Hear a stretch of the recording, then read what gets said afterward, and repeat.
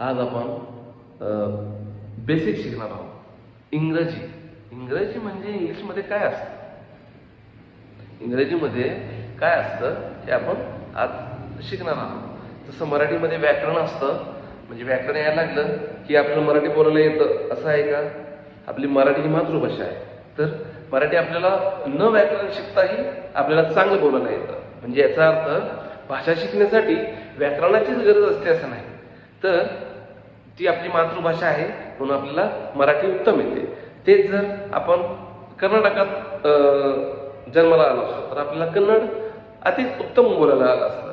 तेच जर आपण तमिळनाडूमध्ये आलो असतो, तमिळ आपल्याला छान आलं असतं. तेच आंध्रात जन्माला आलो असतो तर आपल्याला तेलुगू छान बोलायला आलं असतं, बरोबर. तसंच जर आपण अमेरिकेमध्ये जन्माला आलो असतो तर आपल्याला अमेरिकन इंग्लिश चांगलं बोलायला आलं असतं, त्या ॲसेंटने आलं असतं. ॲसेंट आपलं तसं असलं असतं. तर तेच आपण लंडनमध्ये जर जन्माला आलो असतो तर आपलं ब्रिटिश इंग्लिश त्या टोनमध्ये, त्या ॲसेंटमध्ये आपलं असलं असतं. अशाच पद्धतीने आपण महाराष्ट्रात जन्माला आलो म्हणजे आपली मराठी मातृभाषा आहे. महाराष्ट्राची भाषा ही मराठी आहे आणि मराठी आपली मदर टंग आहे, बरोबर.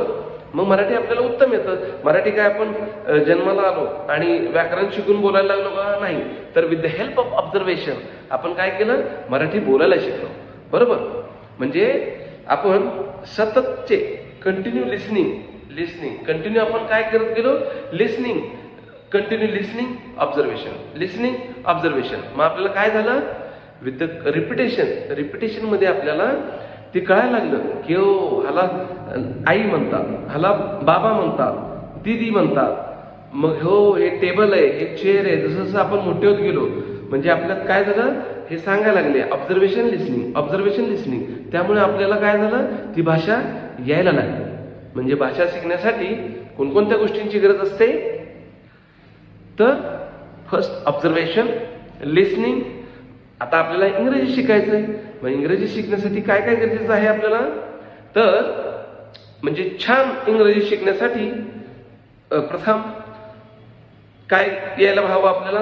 आता एकेकांना लिहायला येतं, वाचायला येतं, पण बोलायला येत नाही. एकेकांना बोलायला येतं, लिहायला वाचायला येत नाही. असे भरपूर आहेत. म्हणून आपल्याला कसं केलं पाहिजे, रीडिंग करायला पाहिजे, रीडिंग शिकलं पाहिजे. म्हणजे चांगलं इंग्लिश येण्यासाठी कोणत्या कोणत्या गोष्टींची गरज असते तर आपण बघूया बेसिक इंग्लिश.